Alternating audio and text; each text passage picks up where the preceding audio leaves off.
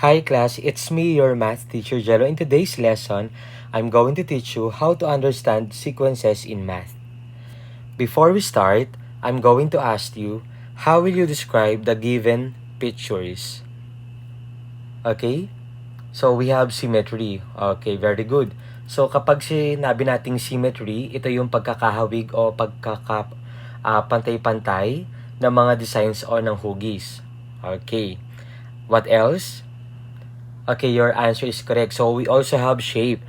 Okay, so, syempre dito, meron tayong spiral, right? Okay, dun sa snail. And also, we found out na may shape din dun sa ating art, right? Okay. And then what else? Very good. We also have repetition. Ayan, tama, no? So, kung mapapansin natin, meron tayong paulit-ulit. So, if that's the case, so, we can call it as very good pattern. Okay, so in sequence, so we have pattern, right? Okay, so like in art or in nature, so we also have pattern.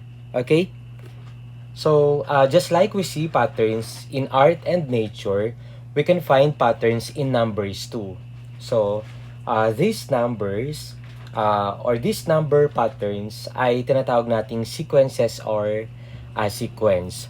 So today, we will describe sequences of numbers through observation, just like what we did with the images or the given pictures. Okay, so let's start.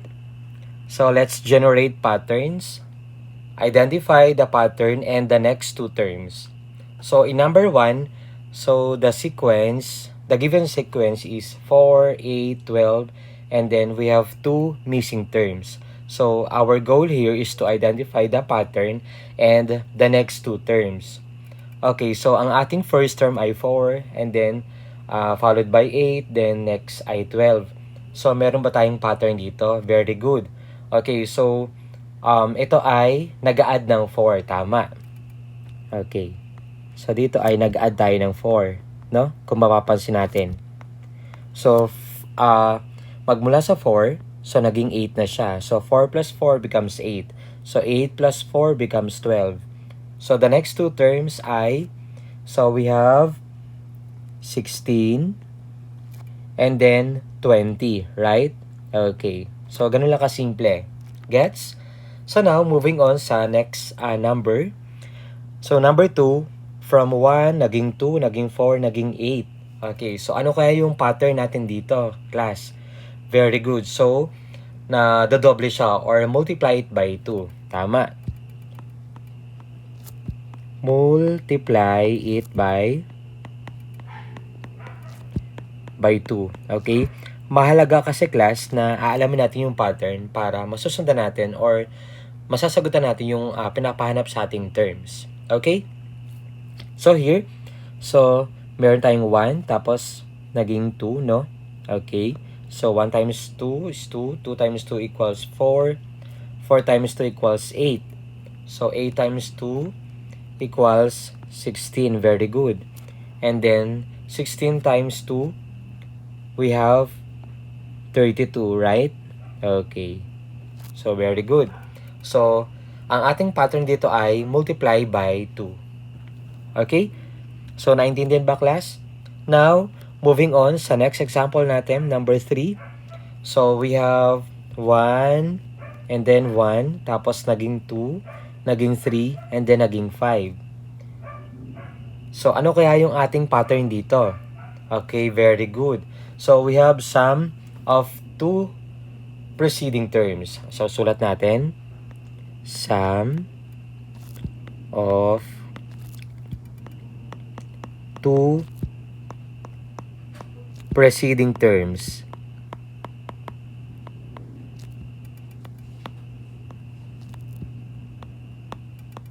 Okay?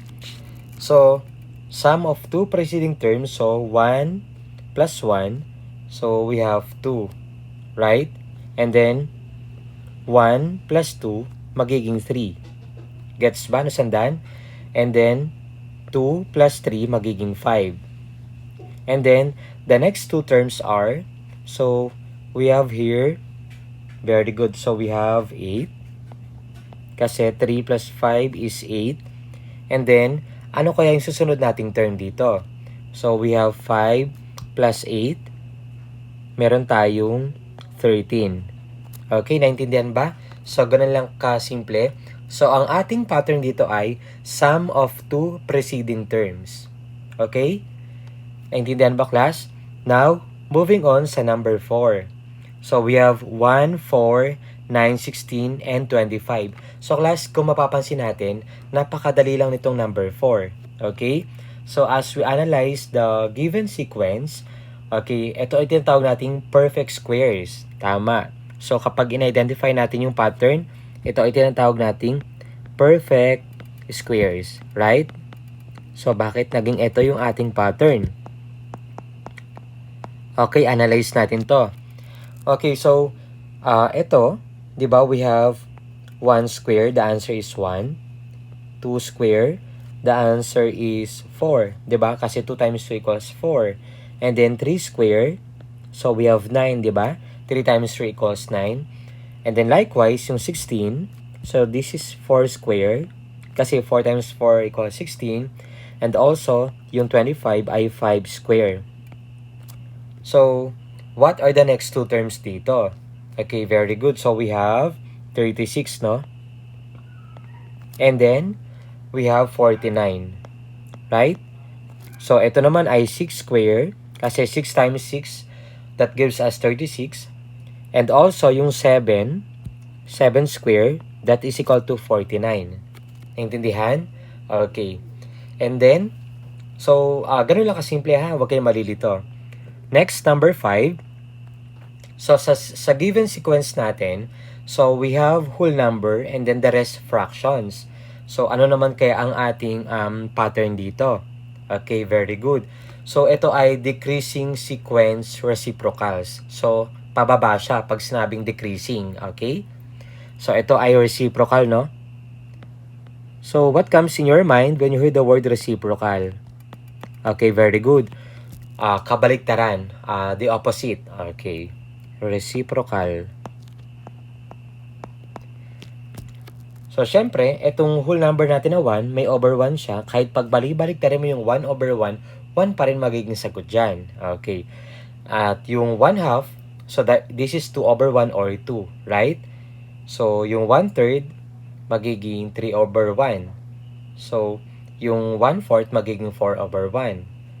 And then, the next two terms are, so 1 over 5, and then 1 over 6. Nakuha ba? So, ganun lang kasimple. Di ba? Ang dali, guys. Okay. And then, last number. So, we have 1, naging meron square root of 2, square root of 3, naging 2, naging square root of 5. So, class, kapag may radical, huwag kayo malilito. Okay? So, wag kayo agad kakabahan. Okay? So, kung mapapansin natin, yung ito ay very good. Lahat ito ay square roots, no? Sir, bakit naging square roots yan? Wala namang radical sa inyong 1 and 2. Okay, let me explain. Sulat ko muna, square roots. Okay, kung mapapansin natin, kasi ang 1, ang square root of 1 ay perfect square, right? So, 1 times 1, that gives us 1. And then yung square root ng 2 ay square root ng 2 pa rin. But, if we're going to use scientific calculator, bibigyan tayo ng sagot doon, ng decimal, no? Okay? So, ganun din, dito, kaya naging 2 na to, kasi ang square root ng 4 ay 2, right? Okay. Yung square root ng 3 ay square root ng 3 pa rin. As what I have mentioned earlier, sa square root ng 2, may decimal yon. Ganun din sa square root ng 3. Ganun din sa square root ng 5. Naintindihan ba? Since yung 4 ay perfect square, kaya wala na siyang radical sign doon. Okay. So, what are the next two terms here? So, we also have square root of 6. Very good. Since 6 is not a perfect square, so leave in radical.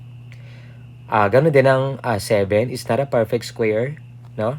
Okay, so leave in a radical symbol, so square root of 7. So, ganun lang kasimple. Okay? So, sa next video natin, ipapaliwanag naman natin or i-discuss naman natin yung mga terms related or associated with the word sequence or sequences. Okay, for the meantime, eto lang muna tayo.